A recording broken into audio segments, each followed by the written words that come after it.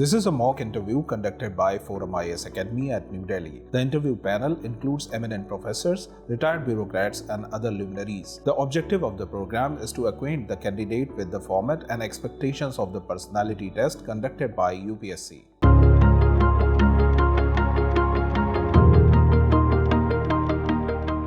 Hello Nikhil, good afternoon.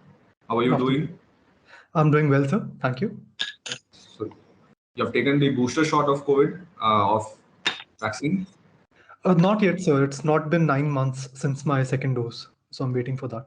All right. Do you think the policy should be more liberalized now? The new emergent recombinant variants? So policies regarding vaccination doses? Yes. So I think they are sufficiently liberalized. I believe up to teenagers are now allowed access to COVID vaccines as well. However, the risk parameters need to be considered. For example, children under 12 are said to be at very low risk. So we do not need to extend that further. So a balanced approach which is being followed is, I believe, the right approach. What was your role in the Center for Policy Research? Sir, I was attached with a research project that focused on mapping India's research output. So I designed a program that could provide keywords for research papers that are published by India, which could later be used to catalog India's research output, analyze the trends, and compare those trends with global trends. What is the difference between the type of funding that DSIR or CSIR gives and DST?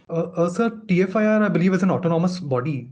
So their funding decisions are made on their own, while DST deals more broadly with areas of science and technology. TFIR has more focus on nuclear atomic research in particular. A new science and technology innovation policy was under consideration. Has it been released? Yes, sir. I believe it was released last year. Okay. Draft rules, or finally it has been released also? I'm unsure about that. I'm sorry, sir. Okay, just check it. Right? Sir. So you're also electrical engineer. Yes, sir. To what extent is DISCOMs responsible for the power shortages in the various parts of the country? So there is some responsibility. The state of finances of DISCOMs has not allowed them to honor their power purchase agreements, because of which generating companies have faced problems to buy coal, for example. But DISCOMs themselves also suffer. For example, in Punjab, in the case of Punjab, Punjab government has 11,000 crore dues to the Punjab state DISCOM. Because of the subsidies areas which have not been paid. So I believe DISCOMs are caught in a policy paralysis because of which this current situation has arisen. Okay. How to improve the functioning of DISCOMs? And do you think privatization of DISCOMs is one of the solutions? Sir, several schemes have been proposed in the last few years. There was a Uday scheme which allowed for states taking over the DISCOM's debt. And recently, Aditya scheme has been announced, I believe, a couple of years ago. So these schemes, DISCOMs should make use of them and reduce their AT&C losses, strengthen their distribution infrastructure.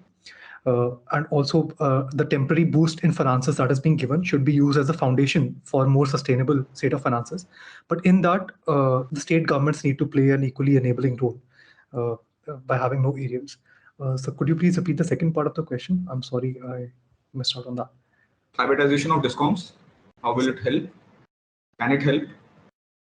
So the experience of Delhi has been lauded with regards to privatization. The AT&C losses significantly reduced in the last 20 years, and the quality of power supply has also improved. The government is moving ahead. For example, Chandigarh's DISCOM is being privatized.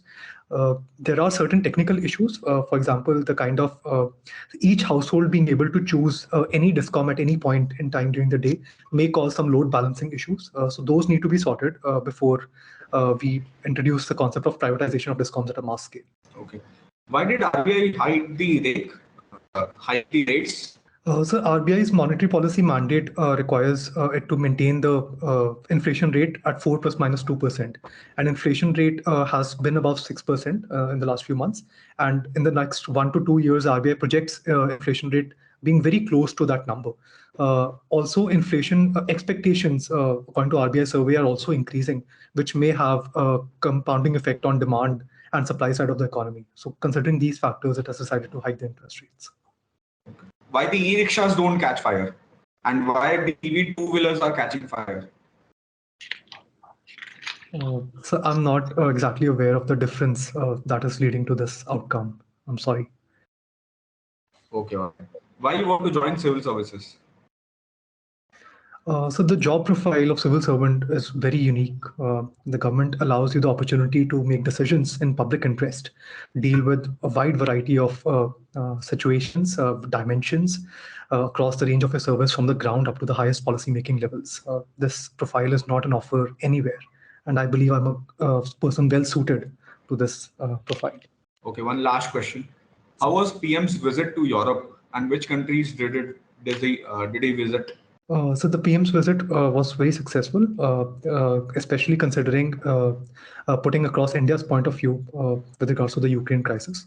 Commenting on, I believe he also commented on climate change and the initiatives being taken in that regard. He visited Denmark, France, Germany. So these are the nations that I remember.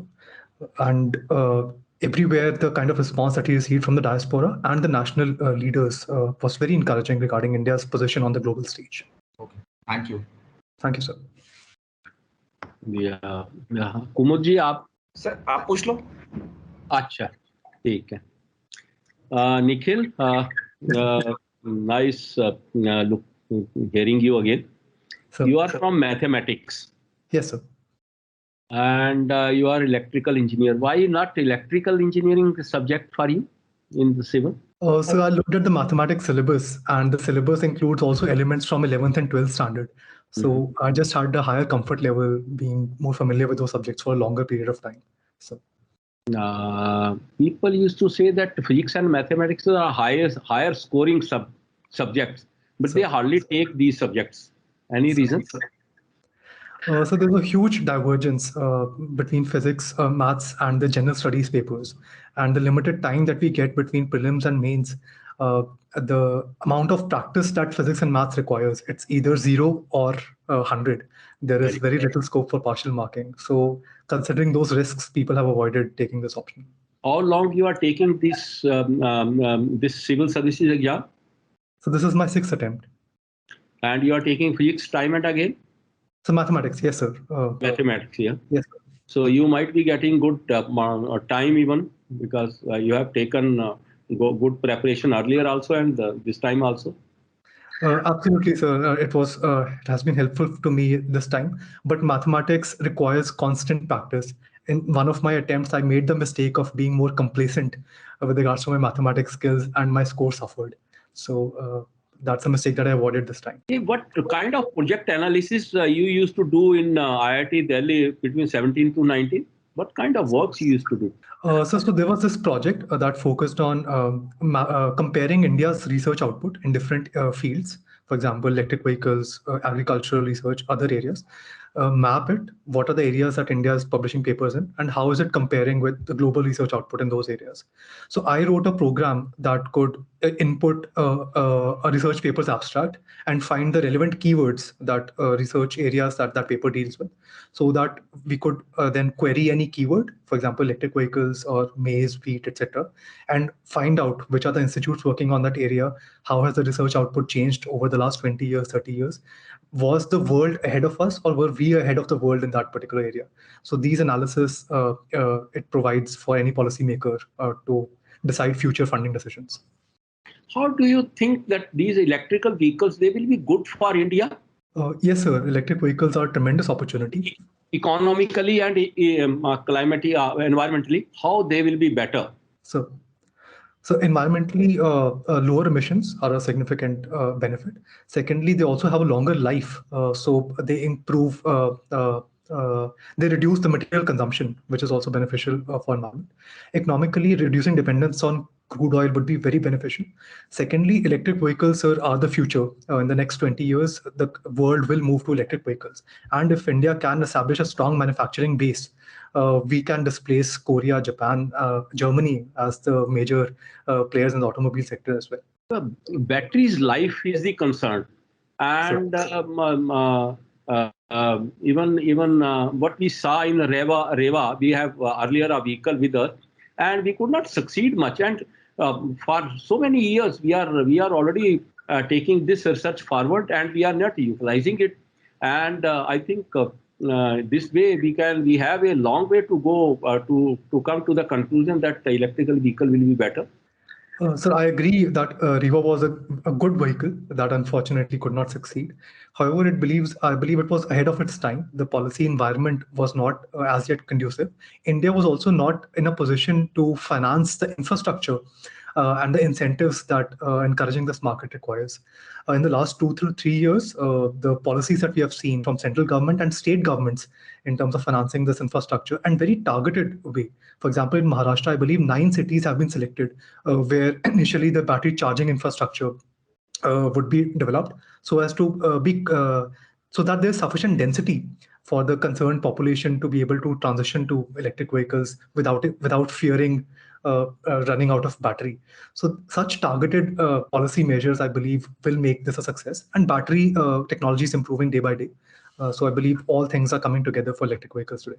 Though we have scrap policies and disposal policies are up, but the batteries, because already we have so many vehicles, and we find scarce space even to keep the old vehicles, and that scrap policy is not at all working. In future, if electrical vehicle will be there, then these batteries, they will also be further scrap, and it will be very difficult for India to dispose it of, and they will be disposed either in the water or in the low-lying areas. And it will be very difficult ecologically. That is what the concern of ecologists. I agree with that, sir. Battery recycling is a huge area of importance in the coming years. I'm not aware of the exact initiatives, but I do believe the government and the industry are working on it. Anecdotally, I can tell you, so some of my friends are considering startups in the battery recycling space. So it is a field of focus for the concerned stakeholders. Already we have suffered from electronic media, electronic materials, and now battery will be another, and that is a larger part, and disposal will be very difficult. So I agree with that. And combined with the Internet of Things, the Industry 4.0, so there's increasing digitization and use of electronics materials in all aspects of society and economy. But that also encourages us because it crosses a critical threshold beyond which business models that focus on recycling of e-waste become viable. So if that happens after crossing a certain volume, we can expect solutions that are environmentally friendly and economically viable. Your answer should have been that we have a disposal policy. Only implementation part is the part. Okay. We have Nordic countries and the Scandinavian countries. What is the difference between these two? Honorable Prime Minister just visited Nordic countries. Yes, sir. There were Scandinavian countries also. What is the difference between these two? Do you have some idea? So there's an overlap between the two names. So Finland, Norway, Sweden, Denmark, and probably one more, sir. There's a total space of 5 to 6 nations, out of which 3, I believe, belong to one, and others. Scandinavian countries are in Scandinavian Peninsula, that is there. So, and the Nordic countries, Greenland, Iceland, they have also been added. Right. Why they are important to us? They are very small countries, and what concern we have at the moment for these? So one, they are very rich countries. The sovereign wealth funds of these countries are very huge. So that's important for attracting investment into India. Second, they are technologically advanced countries. So they have good universities specifically focused on climate and environmental research from which India can benefit. Thirdly, the Arctic Circle is opening up, sir.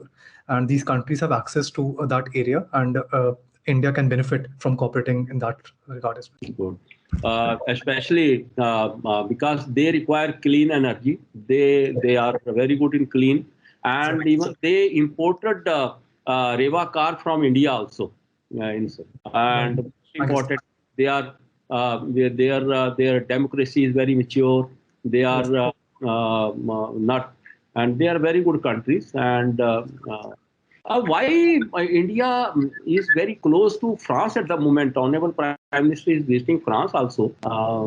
Why France is so important to us? So shared values of democracy and freedom bind us. Secondly, France has a presence in the Indian Ocean region. The Reunion Island is a French territory.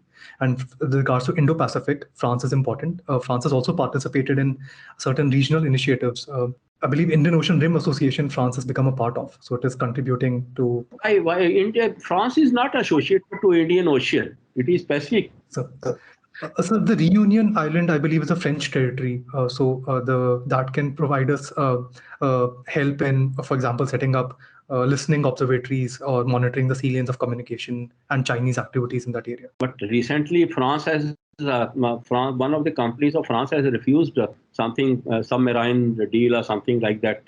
Even then, we are giving more importance to France. So France is also important with regards to European Union politics, especially after Brexit. France has become, along with Germany, the major player, and EU is a significant geopolitical player, as is being seen in the current Ukraine war as well. So, and France is also a permanent P5 member.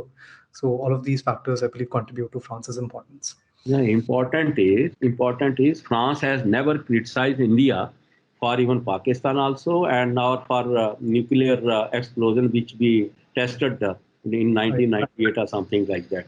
Even and it is becoming a second Russia to us. I agree, sir. Thank you, sir. You are from electrical vehicles, electricity side. We are making dams or something like that and occupying large amount of area. Ecologists say that such things are not good.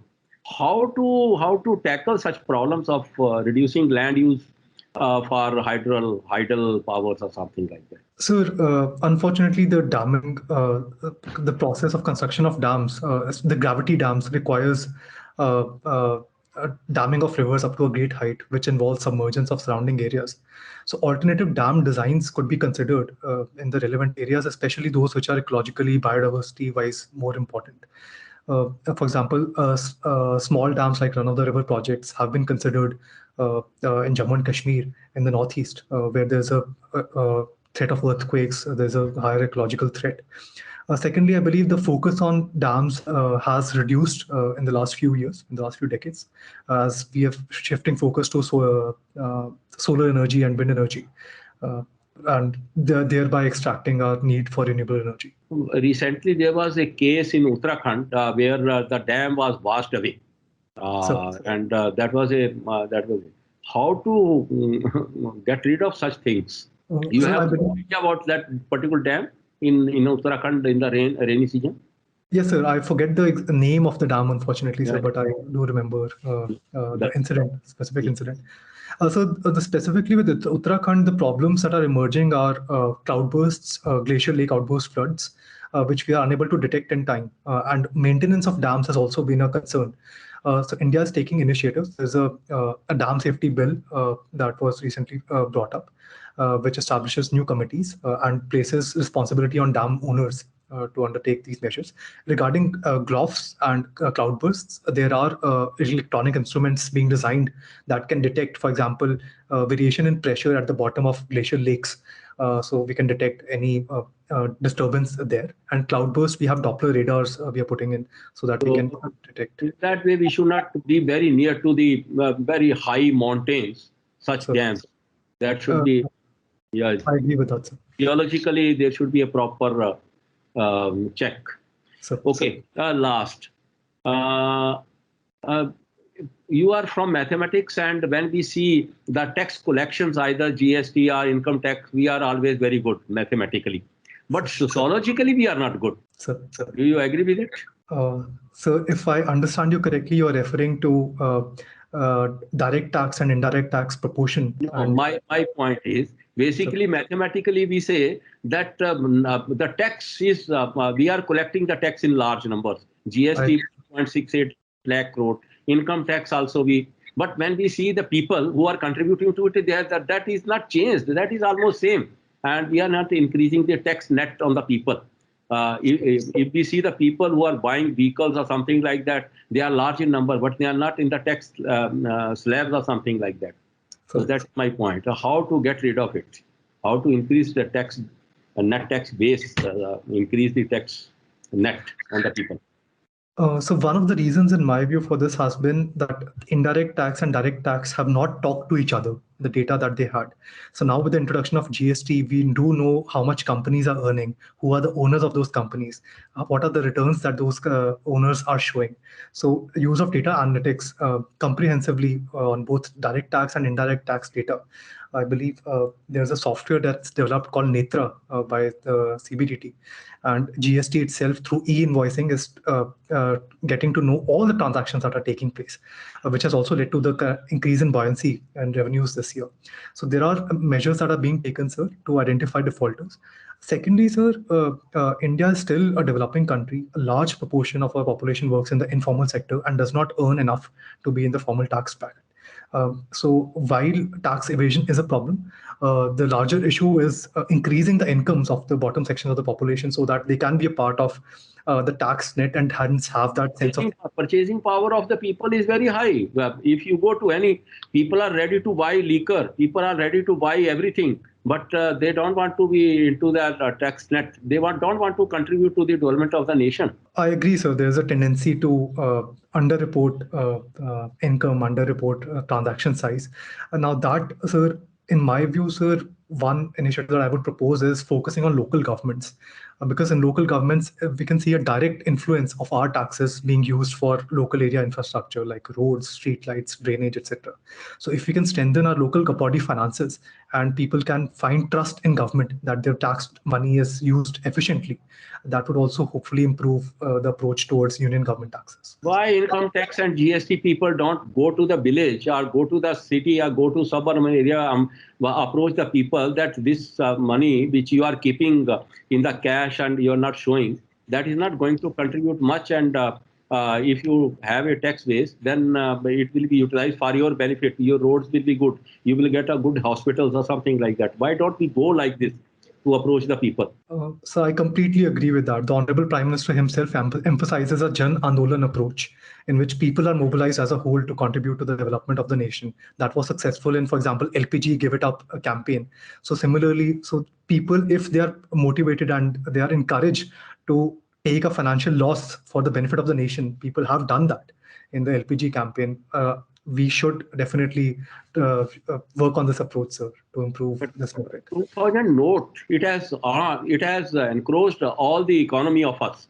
Don't you think that it's the right time to end it immediately so that all the 2000 rupees note, they will be again into the bank and the people will be into the white money at the moment?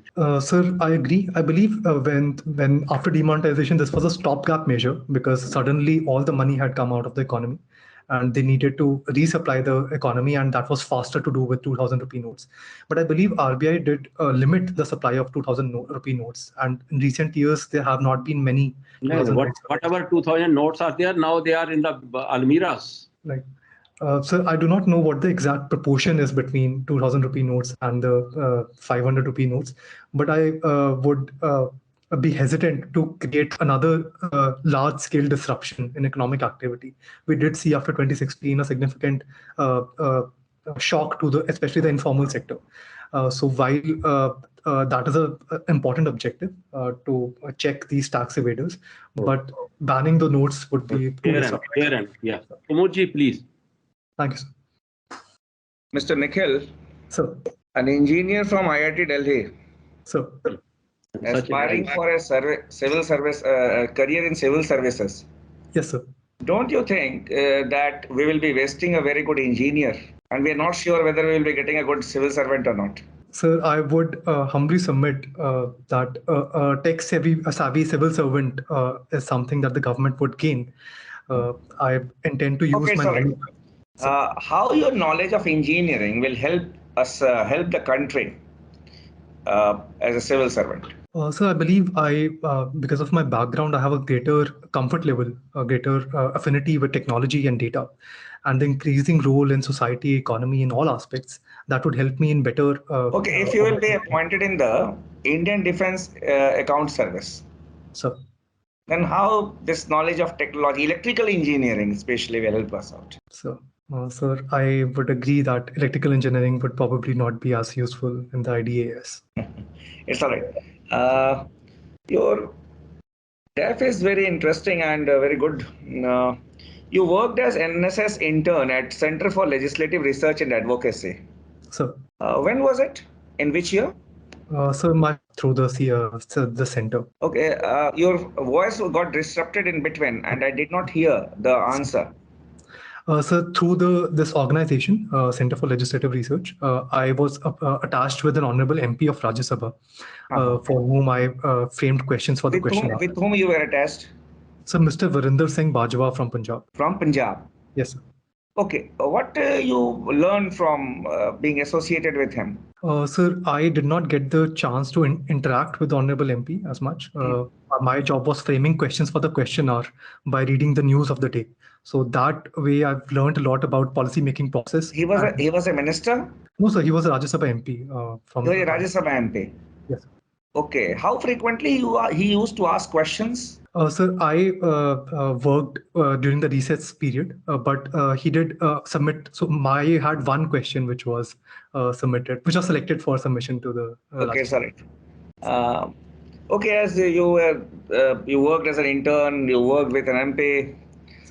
Do you think that Parliament in the contemporary times has declined? There has been a decline of the Parliament. So there are multiple aspects to this regarding decorum in parliamentary language, and so there seems to be a decline. The honorable chairpersons of both houses have regretted the decline in the standards of conduct. I'm asking your view. Sir, the parliament, sir, has become more productive as far as passing legislation is concerned. The disruptions have reduced in this term specifically compared to previous terms.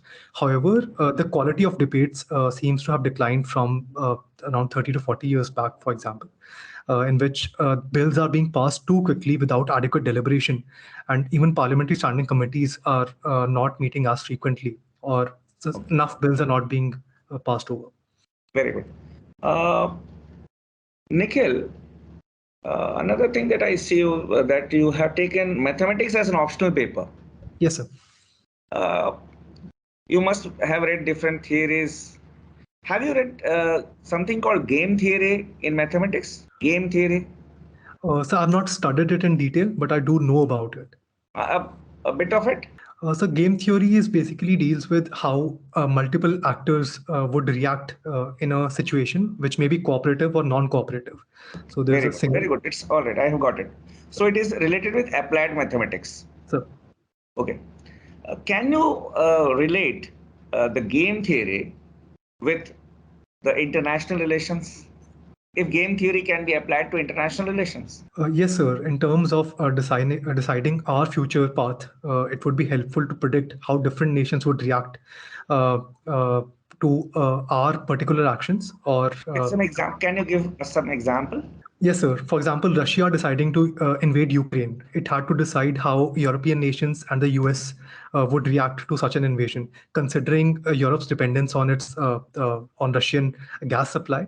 Considering NATO being at a low after President Trump's presidency, there was not sufficient cohesion within the NATO grouping.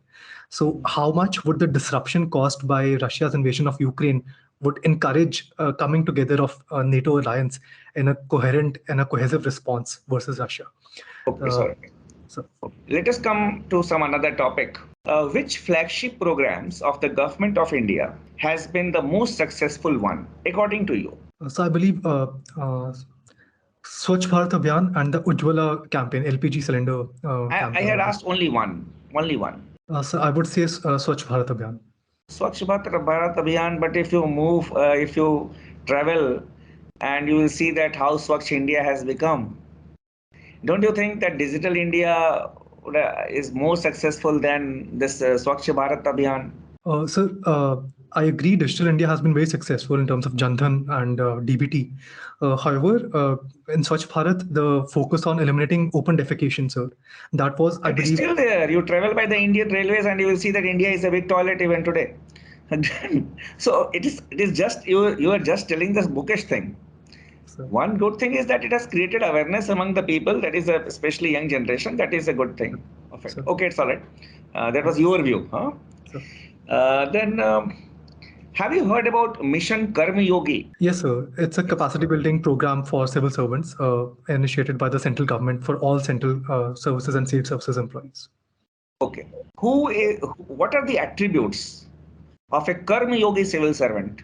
So one who prioritizes duty above all other considerations and who channelizes all his or her energies and resources towards fulfillment of that duty. So karma, I understand it as being a performance of duty, whatever duty is being assigned in that particular role to the concerned civil servant. It's all right. Now moving to your state, Punjab. Sir. What is going on in Punjab? Your police and your administration is being guided by some political means. Your Punjab police did something which was unwarranted in case of Kumar Viswas. And today also they arrested a BJP leader in Delhi without following the protocols because just he tweeted against Kejriwal Sahab. So what is going on? And the same Kumar Viswas also. So who is really ruling Punjab? You Kejriwal Sahab or say Bhagwan Maan?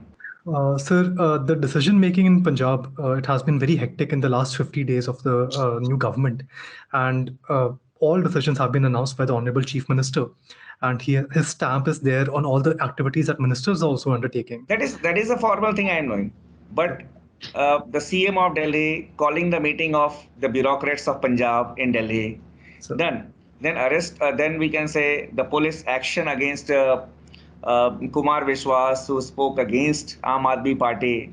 So don't you think that these things should have been avoided? So I do agree that not following the protocols concerned, even though the case was registered in Punjab, I believe coordination had to be made with Delhi police regarding that action. That was unfortunate and that should not have been done. However, at whose behest those actions are being taken and who is the ultimate authority in Punjab, I would be skeptical of saying that the Honorable Chief Minister does not have the authority. Okay, sir. One more thing. There are so many deras in Punjab. What is the reason for having so many deras in the state of Punjab? So there are multiple reasons. One is there's a strong rich history of religious entrepreneurship, if you will. Sikhism being the most prominent example, but there are many other sects. Sufi history is very rich in Punjab. Secondly, sir, Punjab's social composition, 1/3 of our population is Dalits. And a major source for Dalit empowerment have become these deras, which provide basic means of survival, food, employment, and also a certain social safety net. For example, the Ravidasiya community has a very strong dera in the Doaba region in Jalandhar, which provides a safety net to the Dalit population, social safety net to that population as well. Don't you think that it is because of religious superstition, or we can say there is a developmental vacuum, and that is why religion has entered, these deras have entered, because it has been seen theories that where there is a developmental vacuum, religion and fundamentalism enters. So don't you think that this can be one of the reasons? Sir, in the last 50 years, I would be hesitant to say that, because Punjab has amongst the lowest poverty rates in all of India. Specifically, there is an argument that religion capitalizes the impoverishment of people, but Punjab's population is much less impoverished compared to the rest of India. So in the last 50 years, that may not seems less important, but before that, that could be possible. Okay. One more last question I need to ask you. So, 75 years of Indian independence. So, what has been the greatest achievement of India? One greatest achievement. So a sense of national unity amongst Indians. Indian unity, a sense of Indian identity has, I believe, been the greatest achievement. Are you sure? Still there are divisive tendencies working in the country. How can we say that communal violences are taking place at regular intervals? Caste playing a very important, which is dividing the Indian society from north to south. There is a demand for Dravidian identity, Ulfa, in fact, say the regional identities. How can you say that we have attained national unity? Sir, I agree that we are still not perfect, but the doubts that were expressed at the time of independence that India will be balkanized, the so many different identities cannot have, especially a democratic polity in existence. Expelling those doubts, today we have at Olympics, we have winners from Punjab, we have winners from Manipur, we have winners from all across the continent, across the country. Movies like Bahubali capturing. No, at that point of time, we are united. At that point of time, we are united. But on the social front, obviously, we need to set it. Thank you. Nice talking to you, Nikhil. So that was from my side. Thank you. Yeah. Ankit ji? Rahul.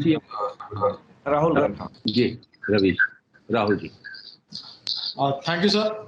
And Nikhil, Sir. You are an IIT Delhi graduate, right? Yes, sir. Nikhil ji. And IITs have been proliferating at a rapid pace. Every other year, we are opening some new IIT or that IIT. Why are we focusing on this IIT tag? What is so special about this IIT tag? Sir, one, the IIT brand helps leverage the international reputation that IITs have had, and it provides access to many more students to benefit from the advantages in the job market or the academic research opportunities that would flow. Secondly, IITs also have greater autonomy compared to other institutes. So that institutional structure is also has proven to be very useful and productive in the last 50 years, and we want to replicate that with new institutions as well. In USA, we have different brands. We have Cornell, we have MIT, Stanford, Harvard. Why don't you think that India should have more brands rather than focusing and investing all in one brand?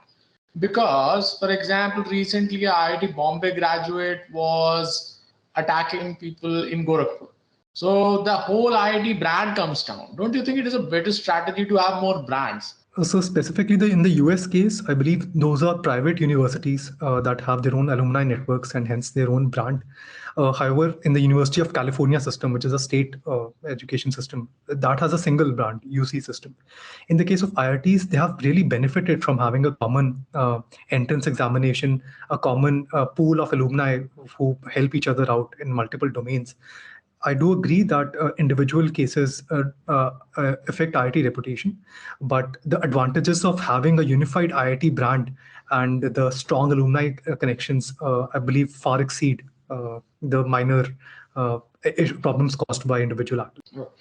You were mentioning about a common entrance exam, and it is believed that nobody cracks JEE without coaching. And some people say that coaching industry has a very great democratization effect. Do you think so?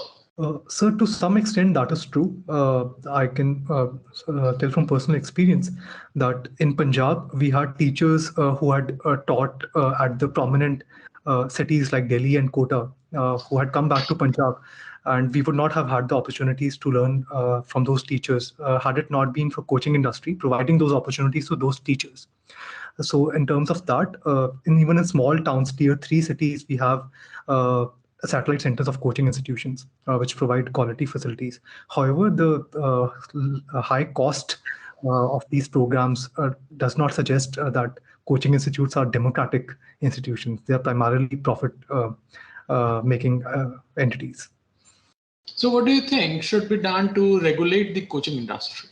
So coaching industry, in my view, responds to a demand-supply gap. So there is a particular standard of the examination which is not fulfilled by existing school education system. I believe restrictions on coaching industry, a better approach versus that would be increasing the strength of our school education system so that parents do not feel the need.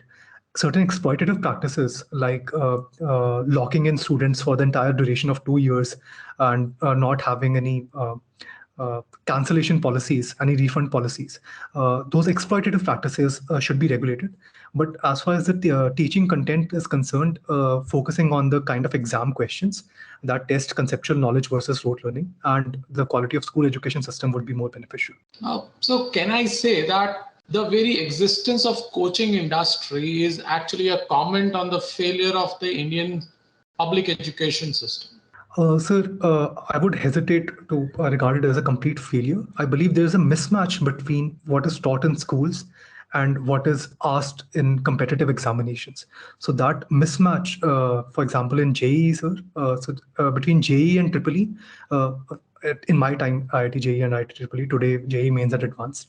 For EEE, there was less emphasis on coaching, and we also had students doing well in state boards who did well in EEE. So that alignment mismatch, I believe, is a major cause versus complete deterioration of standards. What is happening in Sri Lanka? So Sri Lanka is going through a major financial crisis, which has translated into a political crisis as well.